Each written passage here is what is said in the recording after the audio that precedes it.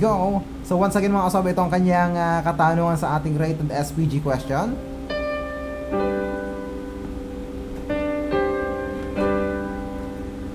So bago yan, batiin muna natin ng happy listening sila Shira May Layug, Jessa, Zyra, and Kat, maging si Grace, Cheryl. Ayan. So Papa Gabs, ito po ang aking katanungan.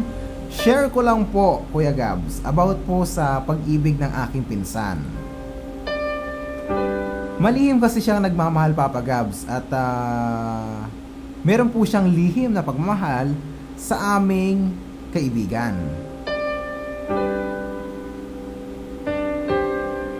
Kahit na alam niya, Papa Gabs, na kahit alam ng pinsan namin na to na ang kaniyang minamahal ay mayroon ng minamahal na iba. Bukod pa rito, Papa Gabs, ang pinapangamba po namin ay ang pinsan po namin ay nagkakagusto po sa kapwa niya babae. So meaning mga kaibigan, sa mga kasabi nakikinig, babae din yung friend nitong ating texter. So sa amin po ang mga kaibigan or mga kaswabe ay nais ko lang pong itanong or humingi po ng kaunting gabay. Ano po ang maganda naming payong maibibigay sa kanya, sa aming kaibigan na nagmamahal sa kapwa niya babae at nagmamahal sa kaibigan namin na gaya nga na sinabi ko ay isang babae, na although alam niya na mayroon ng mahal na iba.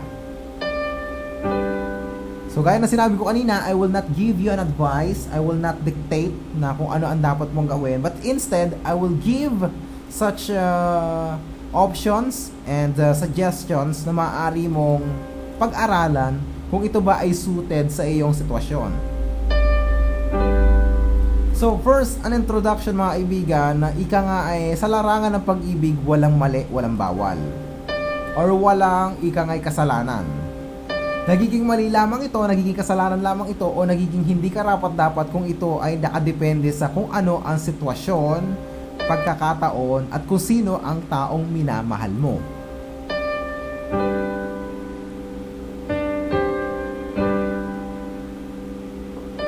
So I will not focus on the biblical aspects mga kaibigan, dahil alam naman natin kapag biblical na ang usapan, marami na ang magtataas kilay, at syempre alam na agad ang konklusyon na bawal, dahil sasabihin na isinilang ang tao na lalaki at babae, so definitely ang dapat pagmahalan ay babae at lalaki. So that is the flow, di ba mga kaibigan? So this time, aside from that, dahil alam ko naman, alam nyo na iyon ang talagang kasagutan, na sabihin na wag magmahalan, isa yung pinagbabawal na pag-ibig dahil yan ay babae, lalaki, something like that. So in this situation, I will give as such justice, not justice, definitely not justice, but anyway, that is an options naman, ano. So bigyan natin ng konting rason bakit ba may nagmamahalan na pareho babae, pareho lalaki. Although I'm not pro, I'm not against, but a neutral thing mga kaiswabe na dapat nating maintindihan. So gaya na sinabi ko, kapag ka nagmamahal, walang pinipiling edad, walang pinipiling kasarian. Lahat tayo ay nakakaramdam ng pag-ibig. Ang tanong, kanino nararamdaman ang pag-ibig?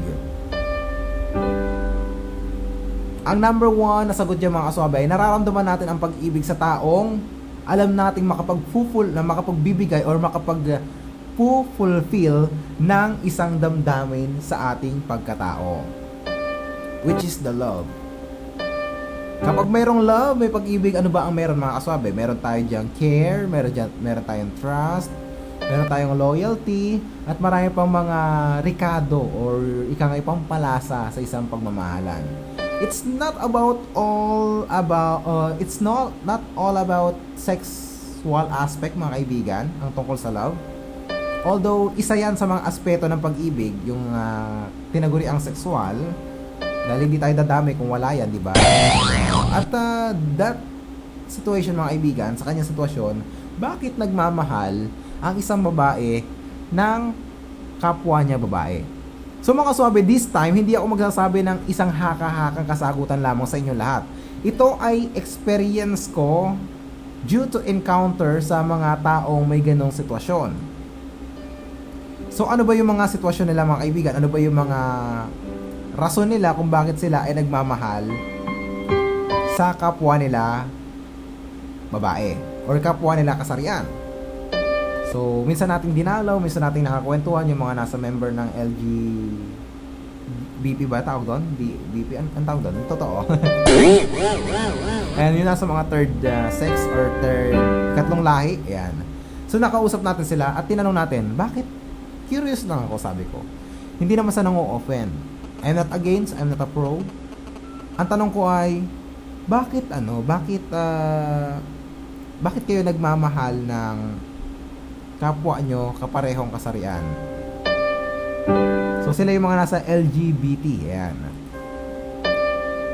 So sumagot lang sila, nandun kasi yung satisfaction or yung contentment na hinahanap namin. So yun mga kaibigan ha, it's all about contentment, it's all about satisfaction. Kasi pag daw naramdaman yung ganung bagay na kontento ka, naramdaman mo na satisfied ka, nandoon yung tinatawag nating love. Andun daw ang love. Bakit mga kaswabe? Nag-conclude ako kung bakit. Kasi nga naman, pag love mo ang isang tao, hindi ka nahahanap ng iba. Hindi ka na maghahanap ng mas hihigit pa, kundi magiging kontento ka. Which is one of the katangian ng isang pagmamahal, mga kaibigan, di ba?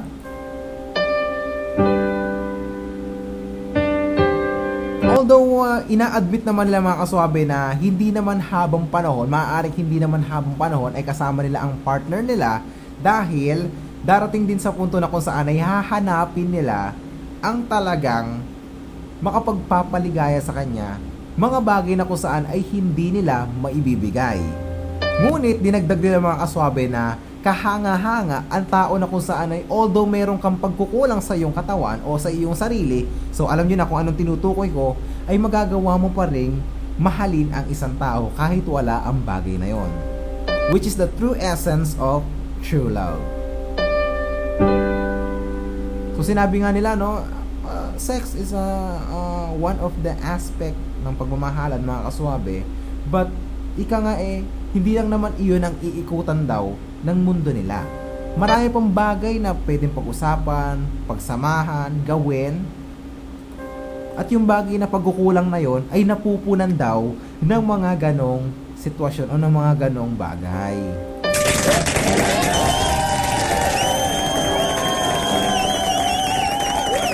At sinasabi nila, ito rin mga kasabi, ito rin yung isang kahanga-hanga sa kanila, ano. Sinabi nila doon na maaring tuligsain kami. Sabi nila mga kasabi, no, maaring tuligsain kami ng iba, sabihin na bawal yan, in a biblical term ay masama yan ay isang kasalanan. Although sinasabi nila, sabi nila mga kasabi, no, we admit, yes. Maaring sunugin kami sa impyerno, maaring kung may impyerno, sunugin kami, maaring parusahan kami. But take note, ito yung gusto naming sabihin, Papa Gab, sabi nila. Ano ba ang mas masama? Ang taong nagmamahalan ng parehong kasarian, ngunit gumagawa naman ng pagtulong sa kapwa, pagmamahal sa bayan, or makapagpapasaya ng kapwa at hindi kami nananapak ng tao, hindi kami gumagawa ng kasalanan, o ikaw, na isang ganap na babae, ganap na lalaki, pero kung tuligsain mo kami ay ganyan. O, di ba? Sino ang mas gumagawa ng kasalanan sa ating dalawa? Kami na namumuhay ng payapa, although hindi ito katanggap-tanggap sa iyong paningin, o ikaw na sa sobrang panunood mo sa amin ay kung ano-ano na ang sinasabi mo sa amin. Sino ang mas higit na masama? Higit pa ba ang kasalanan namin, Papa Gab, sa mga politiko nangungurakot sa gobyerno? Higit pa ba ang kasalanan naming nagagawa sa mga taong nagnanakaw? Sa mga taong pumapatay? Sa mga taong hindi gumagawa ng kaaya-aya sa lipunan? Ito ba ay talagang walang kapatawarang kasalanan? Well, mga kasabi, isa lang ang sinagot ko sa kanya. Hindi ko arok, no? Hindi ko arok ang kaisipan ng Diyos. Hindi ko nalalaman At wala akong ni isang katiting na karapatan para mag-conclude at sagutin ang kanyang katanungan. Pero ang tanging ko lang nasabi mga kaswabe ay kung yan ang makapagpapaligaya sa inyo, irerespeto ko yan. At sa uli, kung iyan ay kasalanan o hindi, kapag ka humarap na lang tayong lahat sa Kanya, sa Diyos, ang ibig sabihin, dun natin tanggapin kung ano ang hatol niya. So tinanong ko siya, handa ba kayo sa hatol kung sakaling iyan ay kasalanan? Sabi nila, opo, kasi dito kami naging masaya. Minsan na nga lang kami mabubuhay dito sa mundo, hindi pa namin mararamdaman ang kasiyahan.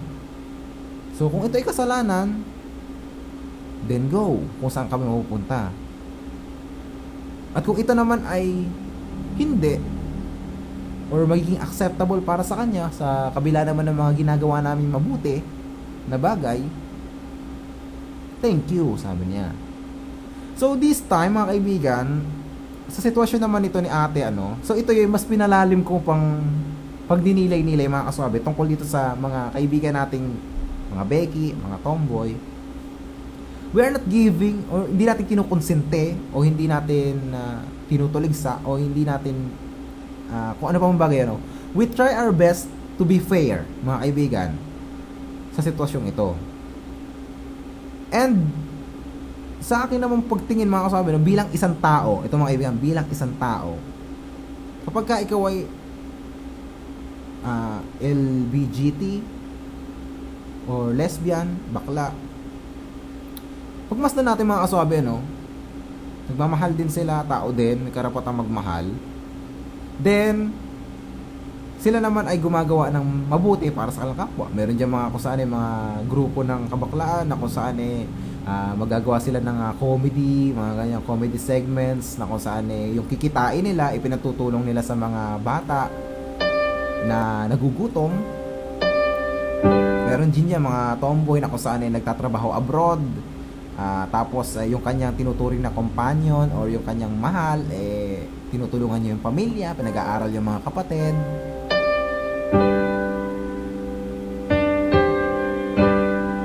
Saan ba saan ba mga kaswabe yung pinupunto ng mga taong nagki-criticize sa mga taong ito?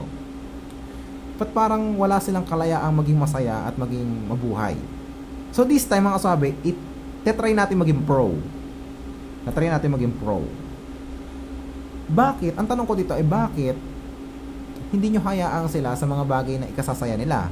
Kung isa lang naman yung magiging partner nila na magiging kasama nila for a lifetime. Kung hindi naman sila yung bakla o tomboy na kung saan garapalan sa kung saan pang lalaki o pang babae, hindi man natin sila pwedeng bigyan ng kalayaan na about sa true love. So maaaring sabihin natin mga kaswabe na kung saan pwedeng magmahal, wag lang lalabis. Maaaring ganon. Kung magiging against naman tayo sa kanila, try naman natin na bigyan sila ng kung ano yung gusto nilang ipahiwatig. So alam mo, maging against naman tayo sa kanila mga kaswabe, kung magiging against naman tayo, kung kayo ay magmamahalan na pareho kayong kasarian or pareho kayong kaanyuan, physical, lalaki sa lalaki, babae sa babae, that is immoral sa tingin ng marami, lalo na sa standard ng Pilipinas. So yan mga kasabi nakadepende sa standard ng kung anong kultura mayroon ang isang bansa. So sa kagaya nating conservative na bansa mga kaibigan, iyan ay hindi pa acceptable para sa mga tao dito sa Pilipinas. Kung tatry nating thinking globally mga kaibigan, maraming bansa na kung saan ay may kinakasal na, ganyan. So I'm not against or I'm not a pro about sa mga kinakasal na ganyan, pero nakadepende kasi sa bansa kung ano yung nangyayari, kung ano yung pwede, kung ano yung bawal. So nakadepende sa standard ng ethics ng isang bansa o ng ng kanilang lipunang kinagbibilangan. So maaari na gawin nila, lumipat sila ng bansang yaon, yung kung saan ay acceptable yung kanilang relasyon, at doon sila mamumuhay. Sino ba naman ang magtitiis na tao mga kaswabe na Ika nga'y mabubuhay sa bansa na kung saan ay wala ka na lang ibang maririnig araw-araw kundi ang tuligsain ka at awayin.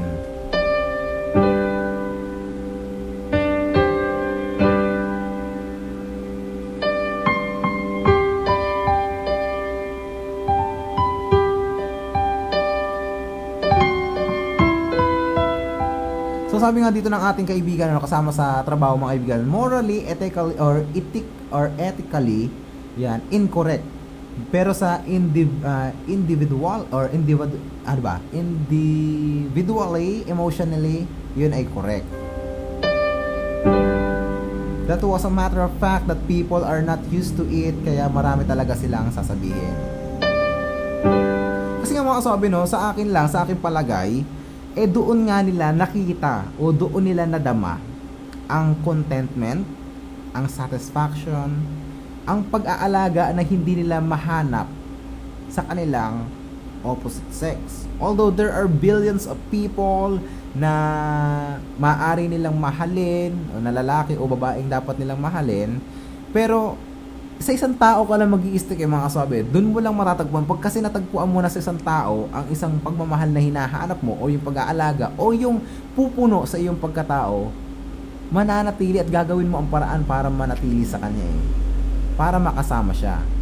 So maaaring yun ang reason ng ating mga kapatid, mga kaibigan. And ika nga, maaaring pagbawalan, maaaring akong pagalitan, but I'll try my best na maunawaan lamang sila mga kaswabe. Kasi if you're not giving your hand at ika nga itatapon mo sila o itatakwil mo sila, saan sila pupunta? Wala na nga silang matagpuan na pagmamahal sa kanilang opposite sex. Ikaw pa na nataong nakapaligid sa kanya ay gagawa ng isang bagay na hindi nila pinangarap na gawin sa kanila, which is yung tuligsain, awayin, paratangan, or pandirian. Sino ang tatanggap sa mga taong ito mga kaswabe? Hindi ba sila tao sa iyong paningin? Na sa ganung bagay lamang ay huhusgahan na natin sila? Sino ang mas higit na makasalanan? Diba? So kung namumuhay naman sila ng mapayapa, maayos, hindi nananapak ng tao, walang sinisirang buhay, walang salot na ginagawa sa lipunan, bakit hindi natin hayaan? No? Let God, hayaan na lang natin na Diyos ang humusga sa huli kung sino ba talaga ang tama at mali. Pero ikaw na bilang isang tao na namumuhay na tao sa mundo, bakit mo papakilaman ang buhay nila? Ba't hindi mo pakilaman ang sarili mong buhay? Magpakaunlad ka, ayusin mo ang sarili mo, hindi yung buhay ng iyong kapwa ang pinapansin mo.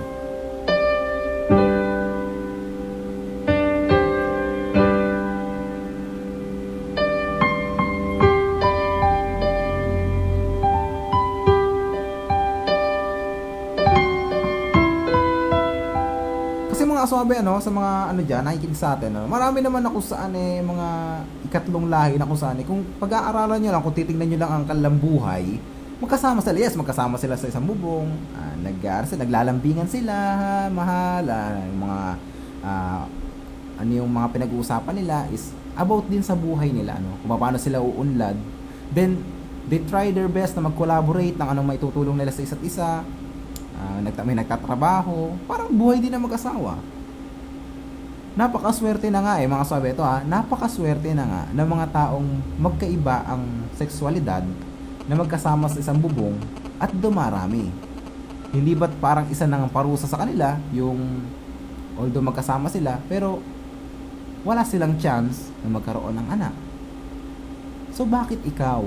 Bakit gagawin mo pang tuligsain? Bakit gagawin mo pang awayin ang mga taong ito? Sige nga, sabihin na natin kasalanan niyaan. So let God na magparusa sa kanila. Dahil wala ni karapatan ang isang tao na manghusga at magparusa ng kanyang kapwa, kundi Diyos lamang. Okay? Kaya kung kasalanan yan, sa iyong paningin, sa iyong standard, sa iyong kinamulatan, sige sa iyo kasalanan. Pero wag ka na maggawa ng way na kung saan aawayin mo sila, pandidirian mo sila, gagalitan mo sila. Kasi gumagawa ka naman ng kasalanan sa standard ng maraming tao. Hindi lang sa kanila.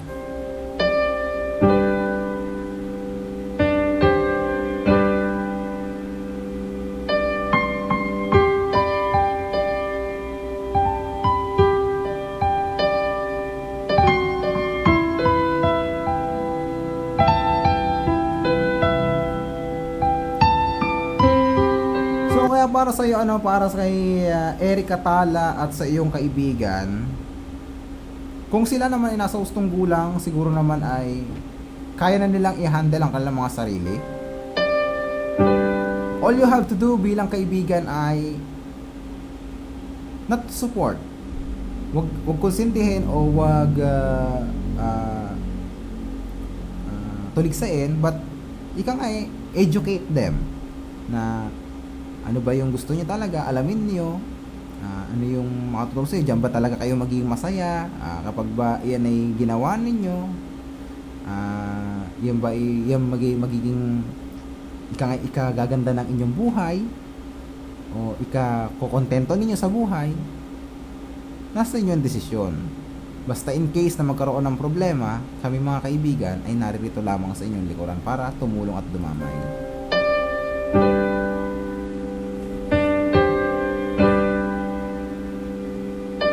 Pero dun sa katanungan mo naman, dahil sinabi mo na Papa Gabs, no, dito na tayo dumako sa kanyang pinaka-problema. Papa Gabs, nagmamahal siya ng kapwa niya babae, although yung babae na minamahal niya ay meron ng iba or meron ng minamahal na iba. So, yun, ibang sitwasyon na mga kaibigan. So, sa ganong sitwasyon, kapag ka may minamahal na isang tao, bakit mo ipagsisiksikan ng sarili mo?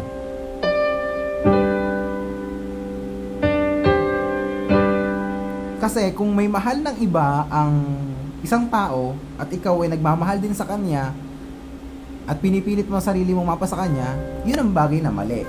Kasi sisira ka naman ng isang relasyon.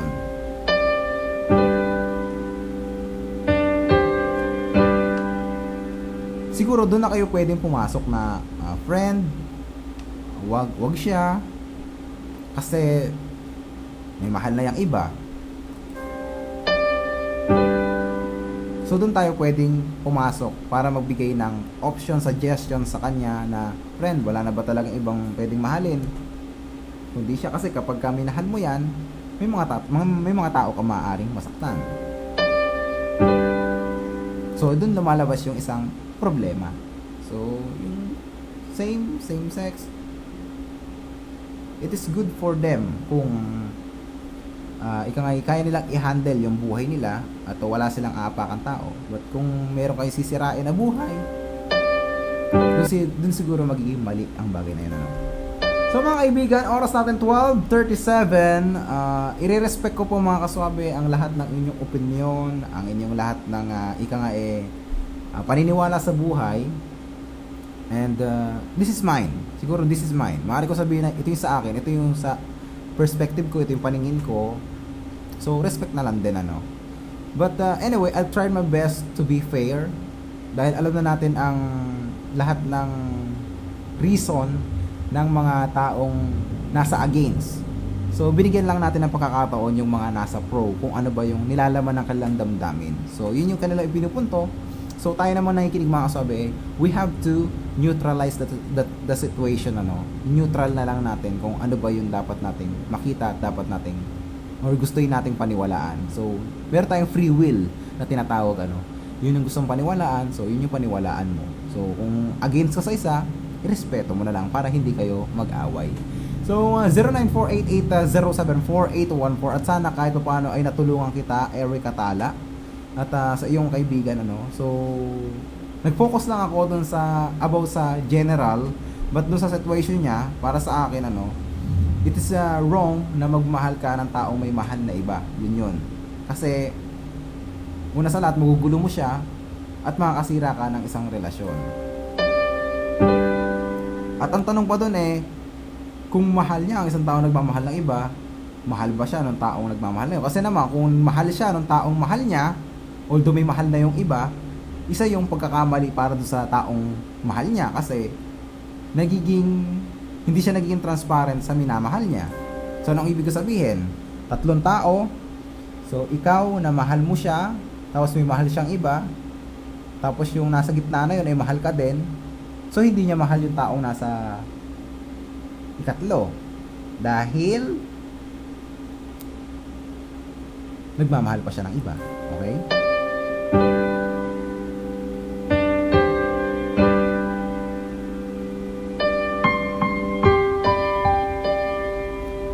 So mga aswabe, time for now, it's already 12:40 on the clock. At syempre, pagbigyan natin yung mga request sa atin ng ating mga kaibigan. So 09488-074-814. At bibigyan ko po sa inyo mga aswabe ang inyong mga request this evening. So here we go. Walang sakit sa taong tatayo ng pilit. Walang liliban kung may paraan. Ipasilax mo yan. Walang atrasan, walang sukuan. Yan, sakit ay maisan. Sa Pasilax, tuloy ang laban. Walang susuko, kaya mo, ora mismo. Paracetamol plus ibuprofen is the generic name of Fast Relax. If symptoms persist, consult your doctor. A Brigada product. Oras natin mga Sa kaibigan, araw-araw ganap na pong 12:40 on the clock. Atid sa atin yan ng PowerCell and Drymax. Sa araw-araw na pagtatrabaho, kinakailangang laging